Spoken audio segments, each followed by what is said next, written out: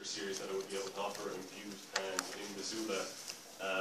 But unfortunately, due to my fellowship in Washington, D.C., I had to spend almost the entirety of the year there. But hopefully, I'll be able to do that at some stage in the future. So at the moment, what you're getting effectively is two parts of that talk kind of smushed together.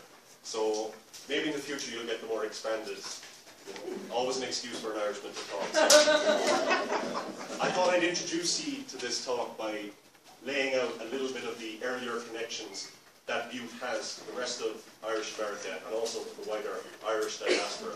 So this is from 1905.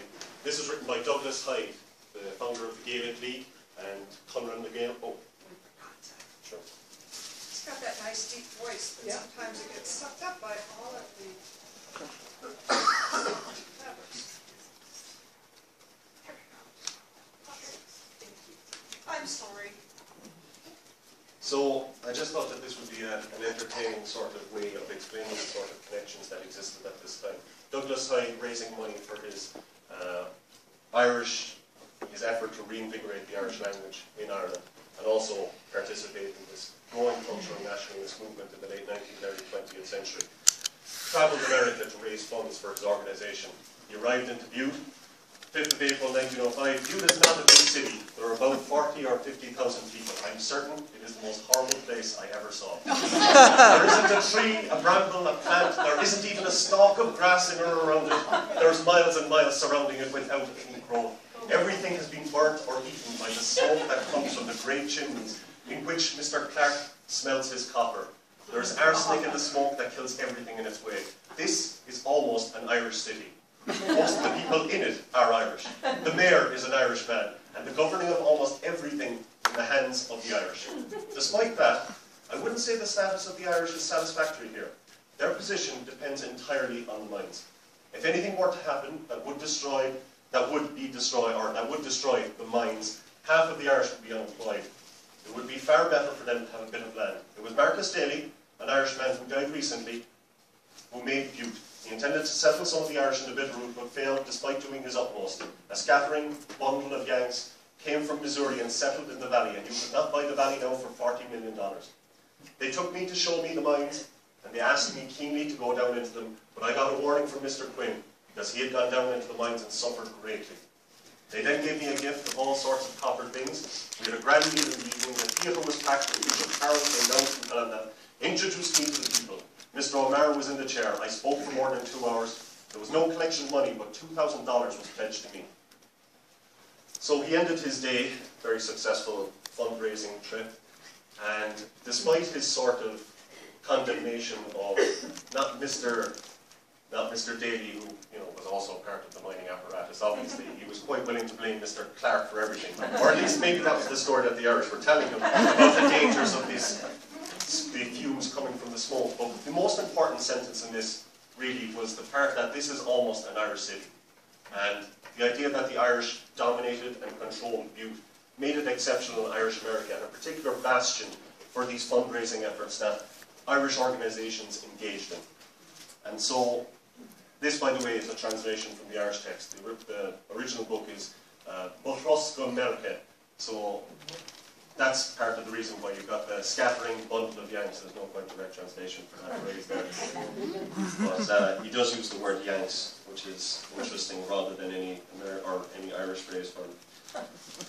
So, these funds and connections continued all the way up to what became a continuing and growing destabilization of Irish politics in 1913. What do we have happening in 1913 in Ireland? Firstly, I'll just switch back to this. You have the Ulster Volunteer Force Army. This was the issue that brought the gun into Irish politics. Unionists, in their fear of the granting of home rule to Ireland by the British government of Westminster, decided to militarise and arm what became known as the UBF. In response, two other organisations also armed. The Irish nationalist groups, the Irish Republican Brotherhood, and also the Irish Citizens Army, who were the militant wing of the Labour Union. So you could almost compare them, and it wouldn't be quite correct to do so because I'll discuss in more details. Link them to some sort of militant radicals in America, like the Wobblies almost. Similar, but not quite. So in 1913, a person, Jim Larkin. Does anybody know about James Larkin? Big Jim Larkin? Okay, there's a few people who recognize the name. In 1913, another event took place in Dublin, which was called the Lockout. And this was the largest industrial dispute that had taken place in Ireland up to that point. The major employers in Dublin faced down the unions, the growing membership of the unions, and decided to throw any worker who had become or had membership of a union out of work. And so this lockout caused major suffering to already deprived regions of Dublin. Tenement slums. Dublin was one of the most deprived areas in the whole of Europe, if you can imagine that at this stage. It's difficult to imagine this existing only 100 years ago with contrasting what Dublin is nowadays associated with sort of a tech boom, tech bubble. So James Larkin led that eventually unsuccessful effort to face down the employers, but his popularity skyrocketed in Ireland. By the end of 1913, he realised that the trade union organisations in Ireland, after they were beaten down by the police, would also need to arm if they were to have any say at the political table with all the other militant groups. So 1914 rolls around. Home Rule is coming to pass slowly and surely. It seems like there's going to be a civil war between these major military factions. And I'll pause there to lead into this paper that I'll run through. And I'd be happy to answer any questions by the end of it. We're going to have a little break and talk about Jim Larkin's trip and his fundraising efforts as well, partway through the paper, but I think I'll just lead out and outline exactly what I'm talking about. So, over the course of this centenary year, there was a markedly mature reflection by Ireland as a whole of the Easter Rising. As the decade of centenaries continues, historians should continue to play their part in this process of remembering, especially those times which are less obvious but important at that particular period. One such connection is between the events of the Easter Rising 1916 to the American mining city of Butte, Montana. And this paper represents a small effort to highlight the influence of the largely sidelined Irish-American community on what happened in Ireland in 1916, and likewise reveal how Butte was, in turn, greatly changed by what happened in Ireland and its consequences in the context of a neutral America and the overarching shadow of the First World War. I presume all of you are relatively familiar with most of the history of Butte and that little introduction that I gave about the copper city itself. The small mining camp became a mining city as demand for copper fed the electrification of the United States in the 1880s. Marcus Daly, who I've already mentioned, born in County Cavan, had carefully cornered the richest copper properties on the so-called richest hill on earth. And within his new mining company, he set a preferential tone for the hiring of other Irish people. This policy contributed to Butte having a larger percentage of Irish than any other major metropolitan region in America in the year 1900, Boston included.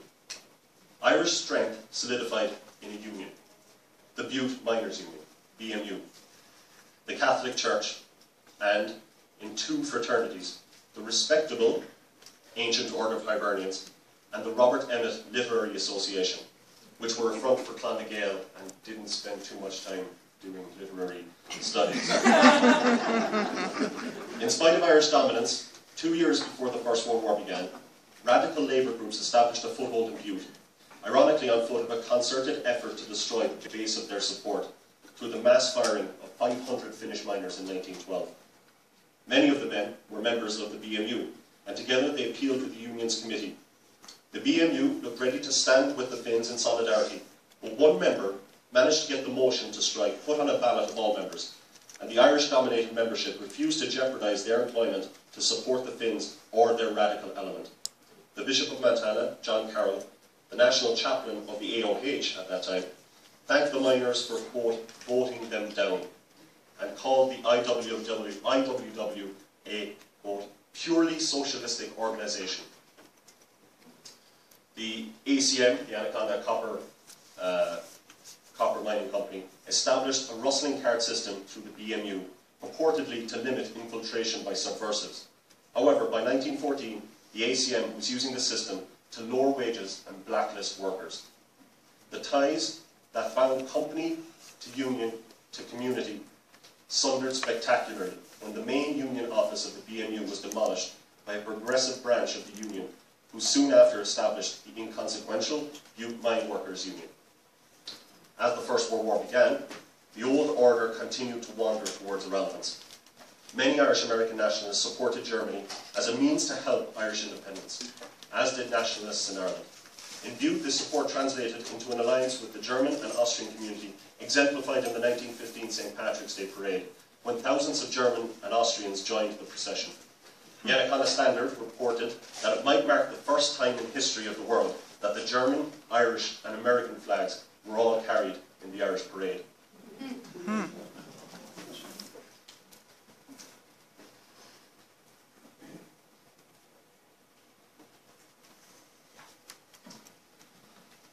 For the Irish, this was not solely an expression of nationalist hopes that German victory over the British might lead to Irish independence.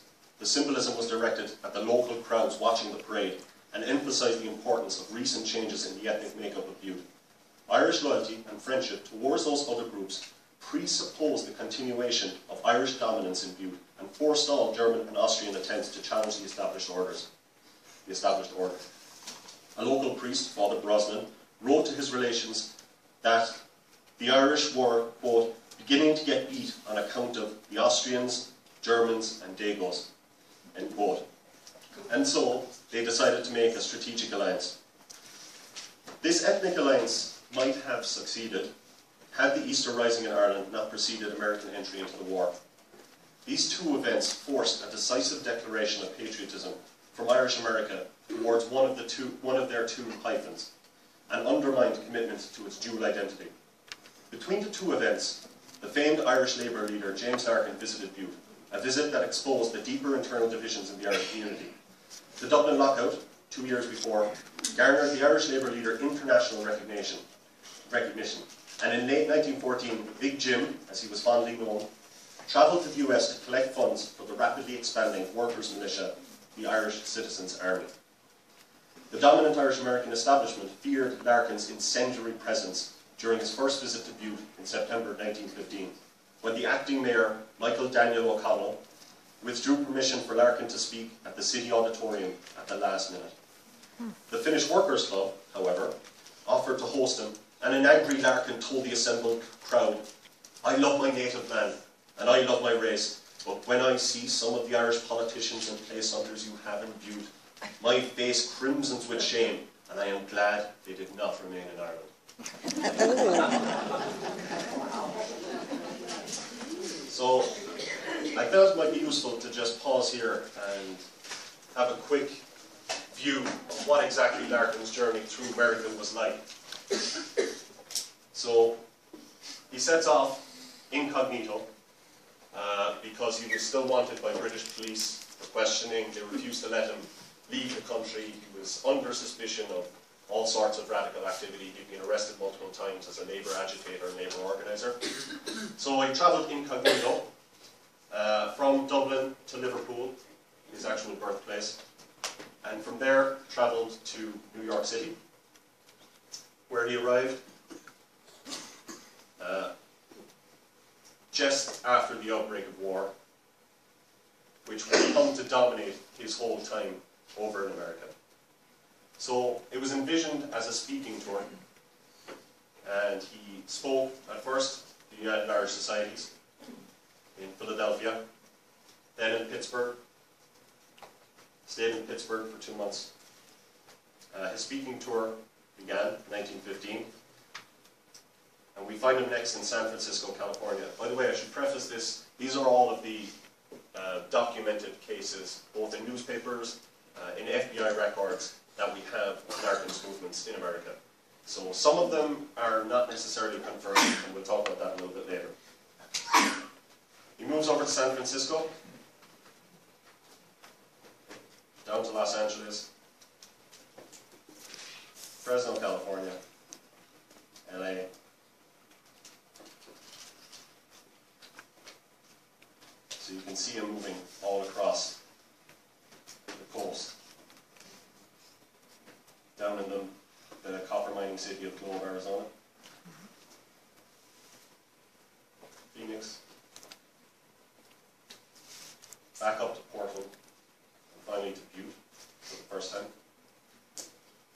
He'd stay in Butte for several weeks, moved to Washington State, and this meeting in particular is very interesting. This is documented in FBI records who were also following him and keeping track of his records, as well as British spies in America who were reporting back to both Dublin and London on his movements. I think it's worth noting as well that at this time the Dublin authorities considered him the most dangerous man in Ireland, and they considered the Irish Citizens Army a more dangerous organisation than any Irish nationalist organisation for the long-term survival of British domination of Ireland. So he meets with the German minister here, and what were they talking about? We're not sure, but it was probably to do with the creation of an Irish battalion of captured prisoners that of Irish POWs within German control, and in effect an effort to form a battalion to fight against the British on the Western Front there. It was also to discuss the importation of arms into Ireland, as well as to seek funding for support for the ICA and also the nationalist organisations who were coordinating with the trade unions at this time. He comes back to Butte, moves over to Chicago for Joe Hill's funeral oration, and I presume that most of the audience are familiar with Joe Hill and the famous song. I'll spare the song this time for you, I'll sing it next time maybe. But it's interesting to note that he was the one giving that funeral oration. We don't have a copy of it, unfortunately, but I presume it was his typical firebrand speech. Chicago, Cincinnati, back to Chicago. So at this point, the rising had already occurred in 1916, and Jim Larkin was very shaken by the whole thing.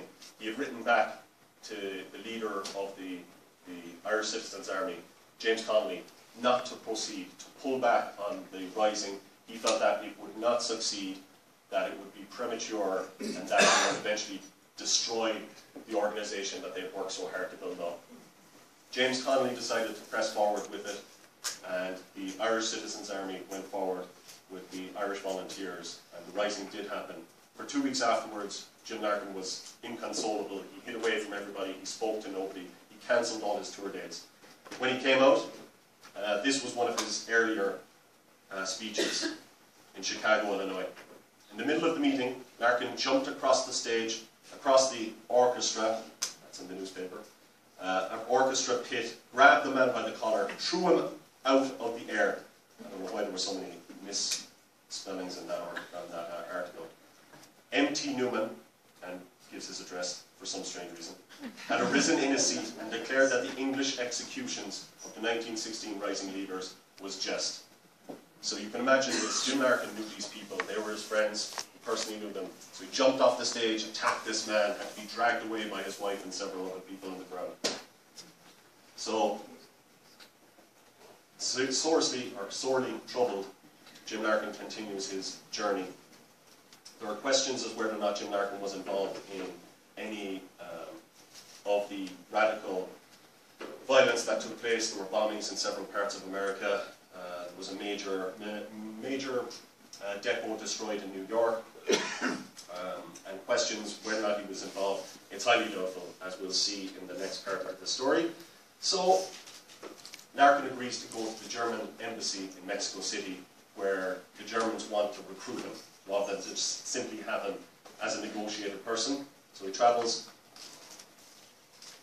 down to Mexico, obviously illegally under alias, stays in Mexico City, and back in San Francisco, he's offered to control all West Coast German sabotage operations. He refuses them. The Germans continue to push for his recruitment in the American sabotage efforts.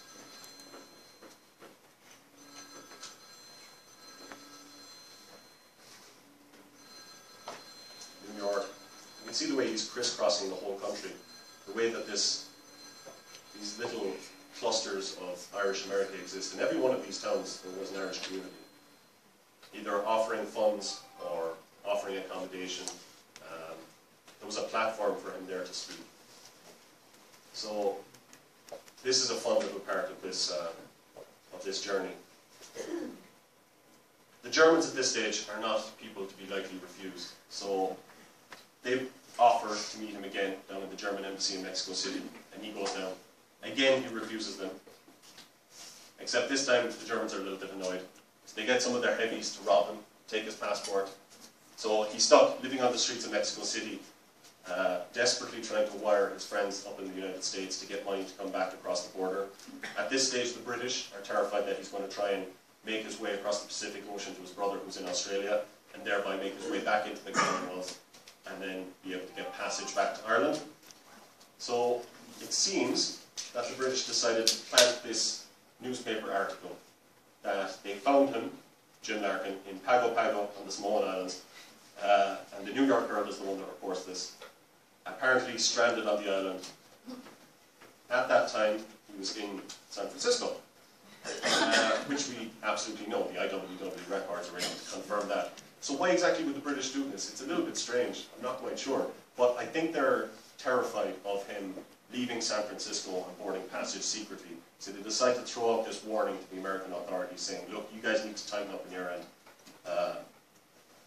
The British, I should mention as well, have also passed the Defence of the Realm Act, which prohibits James Larkin from returning to his homeland, effectively, which is a remarkable way of stopping trouble, just block somebody from coming back home. However, he's snuck out of the country just to say, no, we don't want to deal with you coming back in, is kind of fascinating. So he arrives back in New York after the Mexico fiasco. Friends of Irish Freedom, a powerful organization in New York, strongly nationalist. Oh, and at the mill strike, Larkin visits there, rallying the authorities. And then in 1919, not to jump too far ahead, there's the Lusk Committee raids, which are part of the first Red Scare, where hundreds of socialist and radical agitators are rounded up and summarily thrown in jail. So there he stays for 4 years. He was sentenced to 10 years in prison. Eventually, it took an Irish-American governor of New York, Governor Al Smith, to pardon him and to effectively throw him onto a boat and send him back to Dublin, Ireland. The Americans have had enough of him. So, as I said, I just wanted to kind of give you a little illustration that while Butte is central, I think, to the story of Irish America, it's also part of a larger web that exists at this time. So, just to continue the story with Larkin's second visit to Butte, in June 1916, his focus was on the recent Easter Rising in Dublin. And in fierce language, he reminded the largely Irish crowd that the rebellion was, quote, a working class rising to keep Irish boys out of the British Army, end quote. And drawing closer comparisons, he said, quote, you forget that the struggle you have here in Butte is the same that you knew in Ireland, the struggle against economic and political tyranny. Larkin's authority on these matters was unquestionable because of the lockout. The men were well aware that if Larkin had been in Ireland during the Rising, he would have been executed alongside Connolly. And it's one of my personal opinions that part of the reason that Larkin himself was opposed to the Rising at that time was because he felt that it was his moment in history, that he would have sacrificed his life for the cause of creating a socialist republic in Ireland. And of course, by 1923, when he finally returns to Ireland, you have the end of the War of Independence, the end of the Irish Civil War. He has basically missed the most tumultuous turning point in Irish history during the 20th century, and he knows it. So while in Butte, Larkin damned local nationalists as nothing more than, quote, mercenary phrasemongers, using the cause of Irish freedom to help themselves. James Mulcahy, the editor of the Butte Independent, listening in the crowd, finally stood up to protest this continuing stream of abuse and challenged Larkin. Larkin turned his fury on him. Real Irish patriots would scorn to recognise the likes of you. This silenced him instantly. Larkin warned the men not to listen to their leaders in the town of Butte, urging caution, and instead that they should, quote, be true to the spirit which inspires the rebellion in Ireland. You must do your own thinking and not delegate it to any judge, lawyer, editor, or priest. So Dave Emmons, my good friend, and I'm sure you're all familiar with that name, he offers an educated guess as to the people that Larkin was referring to. Judge Jeremiah J. Lynch, lawyer Walter Breen, editor James B. Mulcahy, and priest Reverend Michael Hannon. In the case of the priest, Emmons is almost certainly wrong to think that it was the revolutionary and socialist sympathiser, Hannon, though. More likely, it was a reference to clergy in general who were, on the whole, opposed to both nationalistic and socialistic organisations. If it was a reference to a local prelate, it might have been a reference to Bishop John Carroll. So Larkin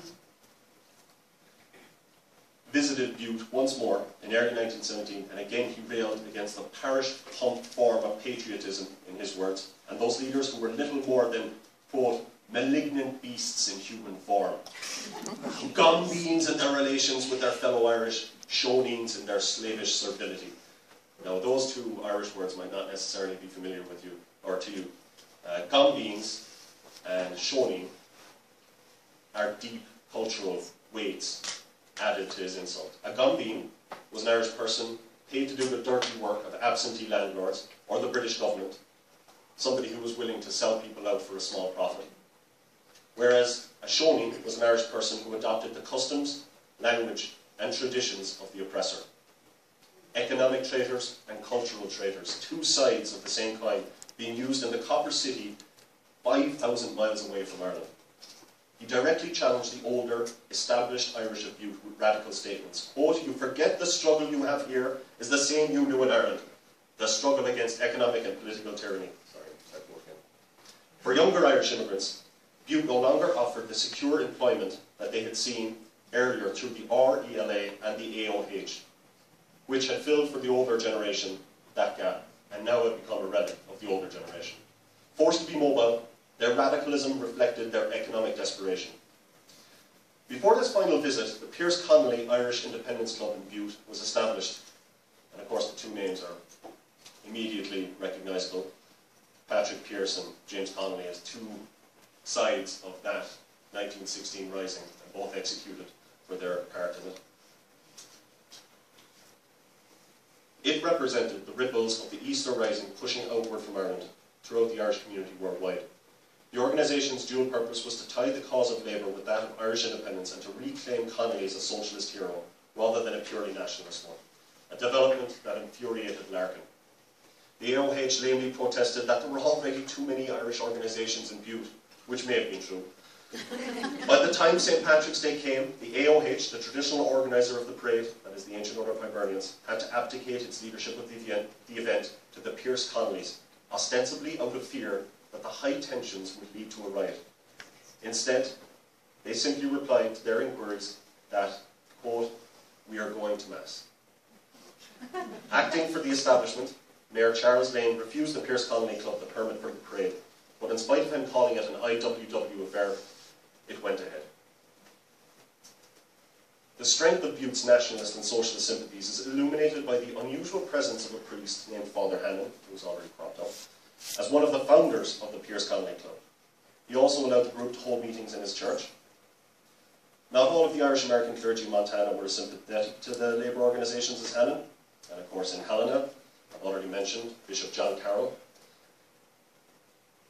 The fact that the Pearce-Connolly Club, the Metal Mine Workers Union, the IWW, the International Workers of the World, the Wobblies, and the Finnish Workers Club all share the same address at 380 North Wyoming, Finlander Hall, speaks volumes to how close these groups were, as well as the widening rift within the Irish community itself.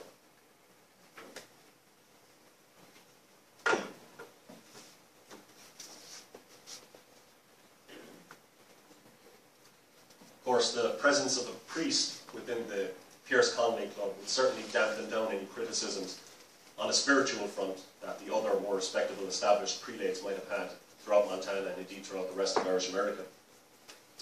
By April 1917, the BMU was no more, and instead Irish and Finnish workers found themselves protesting company treatment and the American entry into the war.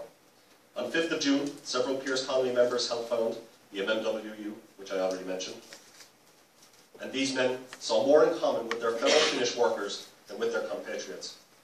On 8th of June, the speculator mine disaster resulted in the deaths of 165 men.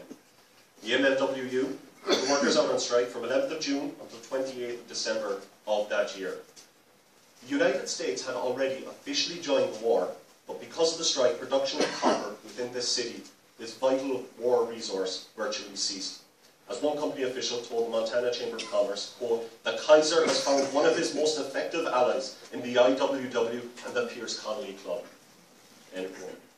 Certainly, a hatred for Britain was shared in both Butte and in Ireland, but the more complex building of unrest and curious shaping of alliances made it a much more complex story than just that alone.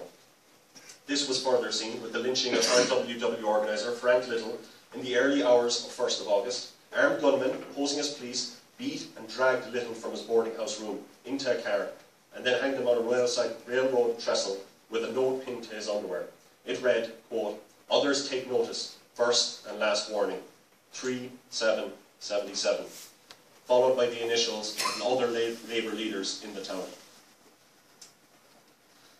In the 19th century, the vigilantes in Montana had used these numbers to identify their murderers and warn people who were to be expelled from the territory. Little's funeral was one of the largest that Butte had ever seen, and 1,000 members of the Pearce-Connolly Club with their bright green sashes marched second in the procession only to the IWW itself. Rumours circulated as to whom was responsible for the lynching. Perpetrators were never caught, but two theories are worth mentioning. The note points to a reformed vigilante committee, one similar to one that existed in the 1870s and 1880s in Montana. Little certainly made inflammatory comments attacking the government, capitalists and serving soldiers, whom he called, quote, "uniformed federal thugs," end quote. Locals believed that company thugs carried out the lynching in hopes that Little's death would incite the workers to violence, whereupon federal troops stationed nearby would be called into action to violently suppress the strike.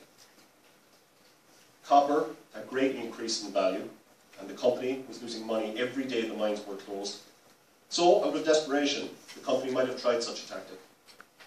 Either way, the federal troops were deployed, and machine guns deployed on the streets of Butte, but they did not go so far as to act against the strikebreakers in that dispute that now rocked the city. Wherever responsibility lay, it was obvious that the unity of Irish-American world in Butte had been shattered by the Easter Rising, and this entry of America into the war against their perfidious album, their enemy. And these events drove a deep wedge in between the hyphenated identity. But they only provoked a confrontation that had already been bubbling under the surface between workers and management, between the company upon which the town depended for its prosperity and the workers who were dying in their hundreds for their pay. John D. Ryan, who became president of the company after Daly's death, and Cornelius Con Kelly, his vice president, seemed like the ideal candidates to perpetuate Daly's Irish machine. Both were Irish-American, both had intimate ties to the local community, and both were experienced businessmen. However, the Anaconda Copper Mining Company, under the rule of John D. Ryan, was not the outfit that it was under Marcus Daly. The two new men at the helm of the mining outfit focused entirely on the pursuit of profits and willfully neglected the structures that had made Butte the most Irish city in America. Indeed, it could be suggested that the foundation of the violent eruptions during this First World War had been laid in the preceding decades. A symptom of this change was the growing uncertainty over the issue of employment.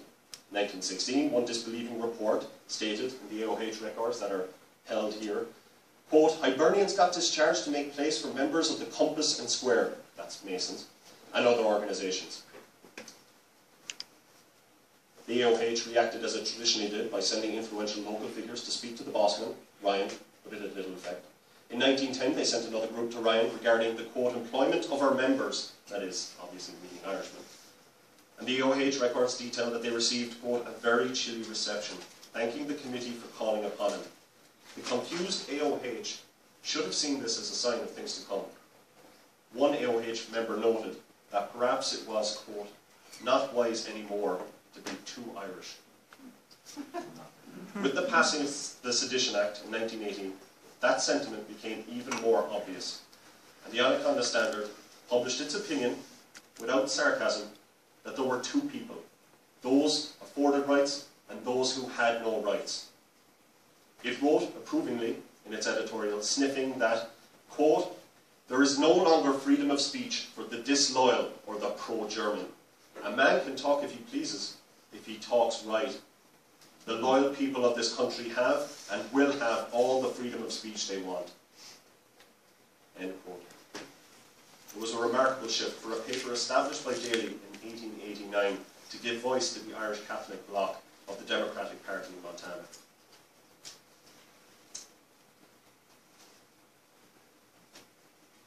It's worth pointing out at this time as well that in the year that followed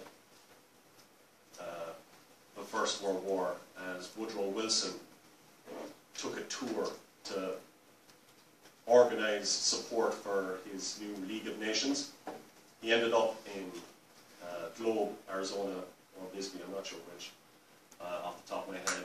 But he was giving a speech there, and the German Americans and Irish American community listening to him started booing him and hissing him. Wilson, deeply displeased at this obnoxious rabble in front of him, speaking back to him, shouted, "Any man who walks around with a hyphen is carrying a dagger to plunge into the vitals of this republic." So Wilson, obviously, was nailing his colours to the mast, as it were, and also trying to enforce the idea that the German American and Irish American community should do exactly the same. Indeed, within Wilson papers held in Washington, D.C., you find that he actually threatens the Irish bloc of the Democratic Party by suggesting that if they don't rally behind the League of Nations, which was eventually defeated, he would plant a story that the Irish were planning on holding a papal or a papist uprising to take control of the United States.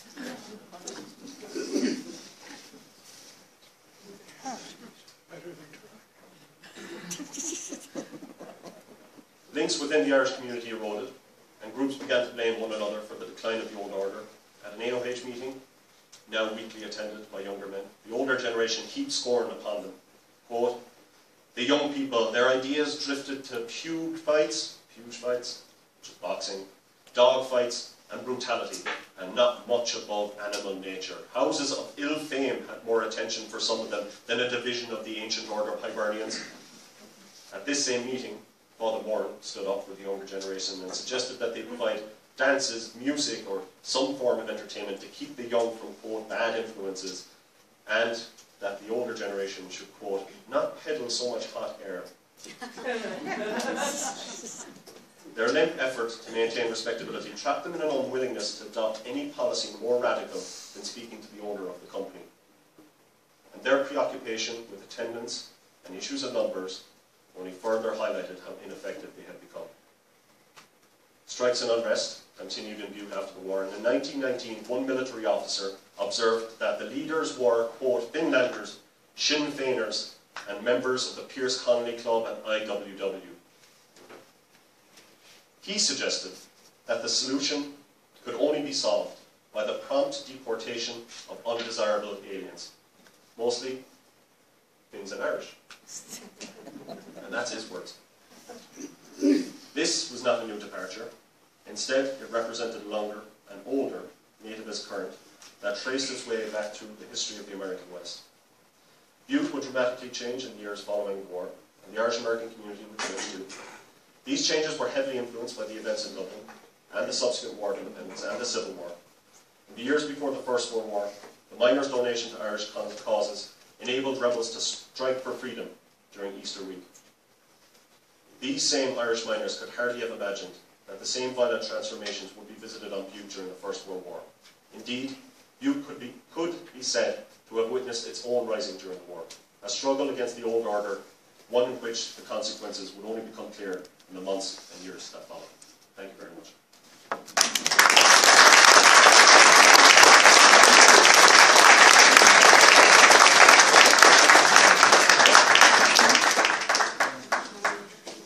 So, again, I'm happy to talk more broadly about any particular issue that was raised here. It was a little bit of a blitz through history, as these talks always are.